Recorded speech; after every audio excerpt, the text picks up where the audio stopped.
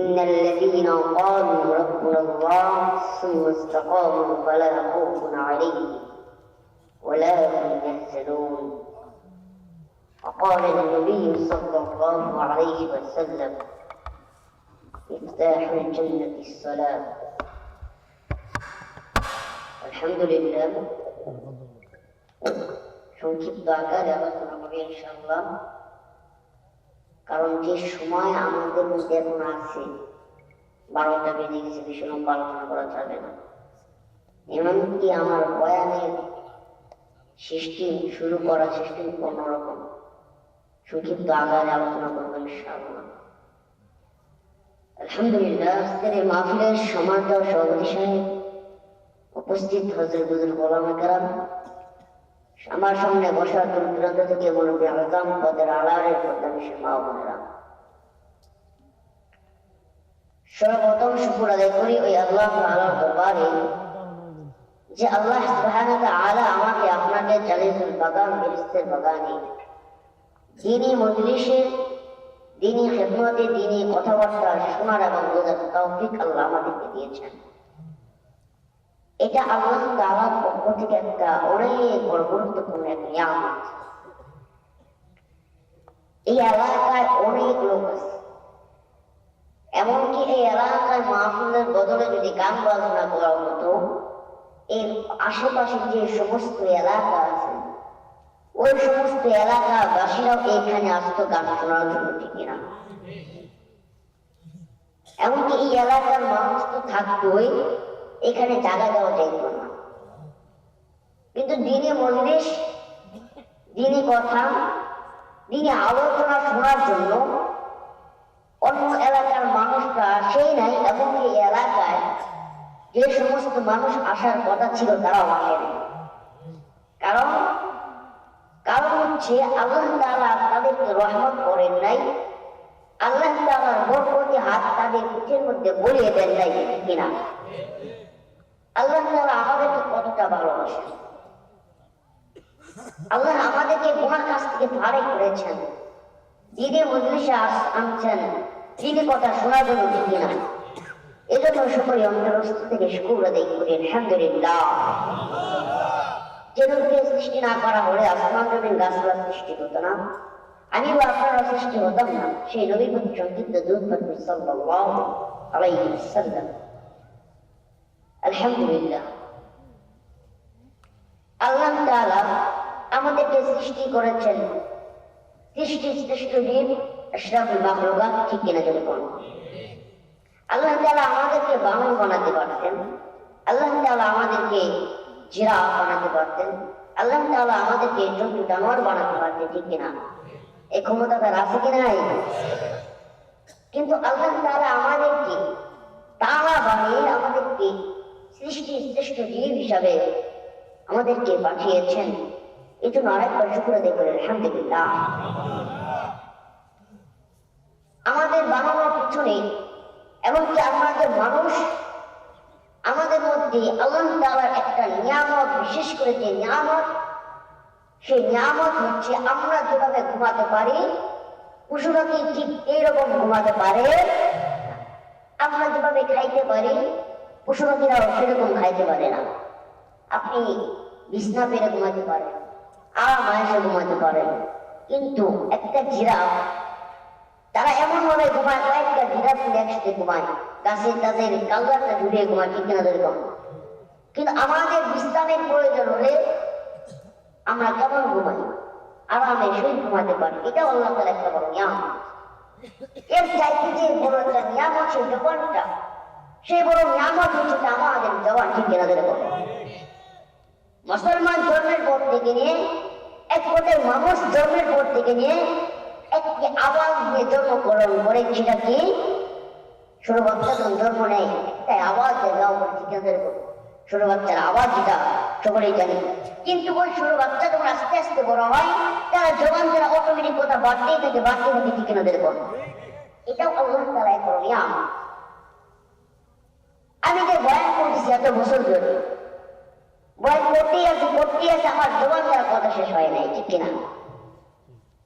কিন্তু পশু পাখি একটা বিরল যেভাবে জন্মগ্রহণ করে জন্মের পর ওই বিড়াল যে মিয়াও শব্দটা জন্মগ্রহণ করে, মৃত্যুর আগ পর্যন্ত ওই বিড়ালের ওই মিয়াও শব্দ নিয়ে মৃত্যুবরণ করে, ঠিক কিনা দেখো। কিন্তু আমাদের বেলা তা না। একটা কুকুর যেভাবে যে শব্দ নিয়ে জন্মগ্রহণ করে, সেই কুকুরটা মৃত্যুকালে ওই আওয়াজ দিয়ে মৃত্যুবরণ করে। কিন্তু মানুষের ক্ষেত্রে তা না। মানুষ জন্ম নেয় এক আওয়াজে, সে বড় হতে থাকে, মৃত্যুর আগ পর্যন্ত তার কথা হয় না, বের হতেই থাকে। সেখান থেকে কয়লা করি বের হতেই থাকে, ঠিক না দেখো। সেখান থেকে শেষ হয় না। ঠিক তেমনি ভাবে মানুষের জবানটা এমন একটা জবান, সেই জবানটা জন্মের পর থেকে নিয়ে যে আওয়াজটা নিয়ে বের হয়, শুধু তাই নয়, একটা মানুষের জবান আরেকটা মানুষের জবানের সাথে বের থাকে না। আমার কণ্ঠের আওয়াজ একরকম, আমার বাপের আওয়াজ কণ্ঠের আরেক রকম, আমার পরিবারের যারা আছেন তাদের কণ্ঠের আওয়াজ আরেক রকম, ঠিক কিনা দেখো। এটা আল্লাহ তাআলা একটা বড় নিয়ামত। সম্মানিত হাজিরিন, আমি আপনাদের সামনে কোরআন কারীম থেকে আয়াত পড়েছিলাম, ইন্নাল লাযীনা ক্বালু রাব্বুনাল্লাহ সুম্মা ইসতাকামু ফালা খাউফুন আলাইহিম ওয়ালা হুম ইয়াহজানুন। এই আয়াতে কারীমের মধ্যে আল্লাহ তাআলা বলেন, ইন্নাল লাযীনা ক্বালু রাব্বুনাল্লাহ, এর বান্দা, যে বান্দা আমাকে বলবে রাব্বুনাল্লাহ, আমার রব আল্লাহ, শুধু বললেই চলবে না, শুধু ওই বান্দা বলতে থাকে, সুম্মা ইসতাকামু, তার উপর অটল থাকে, স্বীকার করলো আমার আল্লাহ। এই কথার উপর যদি ওই ব্যক্তি স্বীকার করতে যায়, আল্লাহ বলবে বান্দার জন্য দুইটা পুরস্কার রয়েছে। কয়টা পুরস্কার? দুইটা পুরস্কার রয়েছেন। এক নাম্বার পুরস্কার হচ্ছে ওয়ালা খাউফুন আলাইহিম, দ্বিতীয় নাম্বার পুরস্কার হচ্ছে ওয়ালা হুম ইয়াহজানুন। এক নাম্বার পুরস্কার কি? ওয়ালা খাউফুন আলাইহিম, ওই বান্দা চিন্তিত হবে না, ওই বান্দা ভয় পাবে না। খাউফু মানে ভয় পাওয়া, ওই বান্দা কবরের মধ্যে ভয় পাবে না। ওয়ালা হুম ইয়াহজানুন, ওই বান্দা চিন্তিত হবে না কবরের মধ্যে, ঠিক না? ভয় পাবে না, কিসের ভয়? কবরের মধ্যে যে একটা ভয়, যে প্রশ্নের জবাবের ভয়, কবরের আযাবের ভয়, ওই ভয়টা আল্লাহ তাআলা দূর করে দেবেন একটি মাধ্যমে। ওই বান্দা যদি অন্তরস্থ থেকে বলতে পারে আমার আল্লাহ। এখন দেখা যাচ্ছে আমাদের জামানায় এমন এক পরিস্থিতি দেখা যাচ্ছে, যারা চেয়ারম্যান হয় বা নির্বাচনের আগে, আমি জানি না এই এলাকার চেয়ারম্যান মেম্বারটা কেমন, আমি আমাদের এলাকায় বলতে চাচ্ছি, চেয়ারম্যানরা যারা নির্বাচন আসে, দেখা যাচ্ছে যে মানুষকে মসজিদের আশেপাশে দেখা যায় না, যে মানুষকে আলেম ওলামার আশেপাশে দেখা যায় না, যে মানুষকে মসজিদ মাদ্রাসায় দেখা যায় না, নির্বাচন আসে ওই মানুষকে দেখা যায় ওর মতন বুজুর্গ এই বাংলা তুমি দেখতেও নাই। এরকম আপনাদের এলাকা আছে না নাই? আজকে দেখবেন, খুঁজে দেখবেন। অনেকেই তো বলে যে হুজুররা ইসলাম বিক্রেতা। ওই কারণটা কি? ইসলাম বিক্রেতা হচ্ছে তার মা ফিরে যাইয়া নানা রকম তারা কথা বলে টাকা পয়সা কামাই করতেছেন, আদায় করতেছে, কিনা ইসলাম বিক্রেতা। শুধু তা নয়, এই মা ফিরে এসে রাজনৈতিক আলাপ করে, এটাকে বলা হয় ইসলাম বিক্রেতা। আমি তাদেরকে বলে দিতে চাই, ইসলাম বিক্রেতা আমরা না, যারা হচ্ছে ইসলাম বিক্রেতা, তারা নির্বাচন আসলে পাঞ্জাবি গায়ে দিয়ে ঘুরে, তারা হচ্ছে ইসলাম বিক্রেতা। নির্বাচন আসলে আরে মোহাম্মদের সাথে ঘুরে, তারা হচ্ছে ইসলাম বিক্রেতা। যারা নির্বাচন আসলে পাঞ্জাবি গায়ে দিয়ে ঘুরে, ঠিক দেবো। আমরা ইসলাম বিক্রেতা। এই পাঞ্জাবি যতদিন পর্যন্ত আমাদের গায়ের মধ্যে থাকবে, এই পোশাকটা যে পর্যন্ত আমাদের গায়ের মধ্যে থাকবে, শুরু থেকে নিয়ে পড়েছি ইনশাআল্লাহ এই পোশাক মৃত্যুর আগ পর্যন্ত থাকবে। তাহলে আমরা কিভাবে ইসলাম বিক্রেতা হচ্ছি? আপনাদের মতন তো না এই নির্বাচন আসলে পাঞ্জাবি গায়ে করি, আপনাদের মতন তো না নির্বাচন আসলে মাদ্রাসায় যাই, আপনাদের মতন তো না নির্বাচন আসলে মসজিদে করি। এই পোশাকটা যতদিন পড়েছি, যে পোশাক থেকে পড়েছি, ওই পোশাক থেকে মসজিদে গিয়ে করি, ওই পোশাক থেকে আলেম ওলামাদের পিছনে করি, ওই পোশাক থেকে মাদ্রাসায় গিয়ে করি, ঠিক না? তাহলে আমরা ইসলাম বিক্রেতা হতে পারি? আল্লাহ তাআলা আমাদের কতটা ভালোবাসেন, কতটা ভালোবাসেন, এটার গুণা করে আপনি জীবন শেষ করতে পারবেন না। আপনার একটাই গুণা করতে পারবেন আপনার জবানের স্বাদ। আপনার জবানটাকে আপনি যে আল্লাহ তাআলা আপনার জবান দিয়েছেন, এটার গুণা করে আপনার জীবন চলে যাবে, আখিরাত চলে যাবে। আপনি সেই জীবন, সেই আপনার জবানের হেফাজত, জবানের কথা আপনি আল্লাহ তাআলার কাছে হিসাব দিতে পারবেন না। জবানের হিসাব দিতে পারবেন? পারবেন। আল্লাহু আকবার। আল্লাহ তাআলা আমাদের কত ভালোবাসেন। আল্লাহকে প্রশ্ন করলেন, আল্লাহ আপনি আমাদের কেমনে বানাইলেন? এবার আপনারা বলেন, আসমানটা কে বানাইলেন? জমিনটা কে বানাইলেন? সূর্যটা কে বানাইলেন? চন্দ্রটা কে বানাইলেন? আল্লাহ বানাইলেন। এবার প্রশ্ন হচ্ছে পদ্মা নদী কে বানাইলেন? শেখ হাসিনা খালেদা জিয়া বানালেন? এরা কে বানালেন? বানাইছেন কে? আল্লাহ। পদ্মা বানাইলেন কে? আল্লাহ। এই পৃথিবীর মধ্যে যে সমস্ত জিনিস আমরা দেখতে পাই, যে সমস্ত নিয়ামত দেখতে পাই, এই সমস্ত নিয়ামত কে বানিয়েছেন? আল্লাহ। এবার প্রশ্ন হচ্ছে আল্লাহ এত কিছু আপনি কিভাবে বানাইলেন? এত কিছু আপনি কিভাবে বানাইলেন? আল্লাহ বলে বান্দা সামান্য একটা পুষ্করণী কাটার জন্য একটা বছর চলে যায়, একটা মাস চলে যায়, একটা পাহাড় দুনিয়া সম্পত্তির জন্য, সম্পত্তির জন্য, টাকা পয়সার জন্য আপনি কি জানেননি? আপনি যে সন্তানের জন্য কালকে একটা ফেসবুকে নিউজ দেখতে পেলাম, সন্তান বাপের পায়ের মধ্যে গাল হয়েছে বিদায়, বাপের পায়ের মধ্যে গাল হয়েছে বিদায়, কত 70 বছর বয়স, বৃদ্ধ হয়ে গেছে, সে বাবাকে রাস্তার মধ্যে ফেলে দিয়েছে। এই ভিডিওটা দেখার পর আমার এতটা কান্না হয়েছে ভাই, আমি সত্য কথা অন্তরস্থ থেকে বলতে লাগতেছি।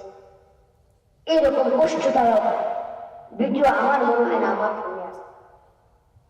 যে সন্তানের জন্য বাবা নিজের শরীর থেকে, যে শরীরের রক্ত থেকে ঘাম ধরে এলেন, যে শরীরের রক্ত জড়াইলেন, যে সন্তানের জন্য সন্তান একটা জিনিস চেয়েছে, বাবা সেটা দেওয়ার জন্য রাত দিন পরিশ্রম করলেন।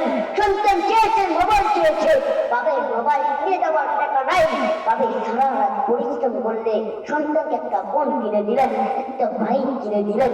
সে সন্তান কিনা বাপের পায়ের ঘাও হওয়ার মাধ্যমে সেইখান থেকে তার বাড়ি থেকে বের করে রাস্তার মধ্যে রেখে আসে। দুনিয়া থেকে একটু আপনি শিক্ষা নিতে পারেন, আখিরাতের কথা শুনবেননি। ওই সময় আপনার প্রিয় জননী যাকে স্ত্রী বলেন, দুনিয়াতে তাকে আপনজন মনে করেন, সে স্ত্রী আখিরাতের সময় আপনাকে চিনবে না। আপনি যখন স্ত্রীর কাছে বলবেন, ও বউ আমার একটা নীতির প্রয়োজন, ও স্ত্রী আমার একটা নীতির প্রয়োজন, ওই স্ত্রী বলবে আমার দুনিয়াতে বিবাহ হয় নাই, যে সন্তানের জন্য দুনিয়াতে লাখো টাকা খরচ করলেন, দুনিয়াতে নিজের রক্ত নিজের শরীরটা ছড়িয়ে দিলেন, সরকার করে দিলেন যে সন্তানের জন্য, সেই সন্তান আপনাকে ওই যা মতো আপনাকে চিনবে না, আপনাকে চিনবে না। দুনিয়াটাই আপনি একটু লক্ষ্য করেন ভাইজান, দুনিয়াটাই একটু লক্ষ্য করেন। আল্লাহ তাআলা কোরআন কারীমের মধ্যে বলেন, ওমাল হায়াতুদ দুনিয়া ইল্লা মাতাউল গুরুর। এ বান্দা শুনে না, যে দুনিয়া করে বেড়াও, যে দুনিয়া রাজনৈতিকের জন্য ঘুরে বেড়াও, যে দুনিয়া কিছু সন্তানের জন্য ঘুরো, রাজনৈতিকের জন্য ঘুরো, তুমি কি জানো নি এই দুনিয়াটা শুধুমাত্র আমি তোমাদের জন্য রেখেছি একটা জেলখানা, একটা অহেতুক একটা দুনিয়া বানিয়েছি, যে দুনিয়াতে শুধুমাত্র তুমি গুনাহ কাজটা করতে পারবে। দুনিয়া তোমাকে আকৃষ্ট করবে, দুনিয়া তোমাকে মায়া বাড়াবে, দুনিয়া তোমাকে মায়া বাড়াবে, দুনিয়া তোমাকে মায়া বাড়াবে। এখান থেকে একটু শিক্ষা নেন ভাইজান। দুনিয়া আপনার জন্য চিরস্থায়ী না, আসমান লেখার 2 দিন।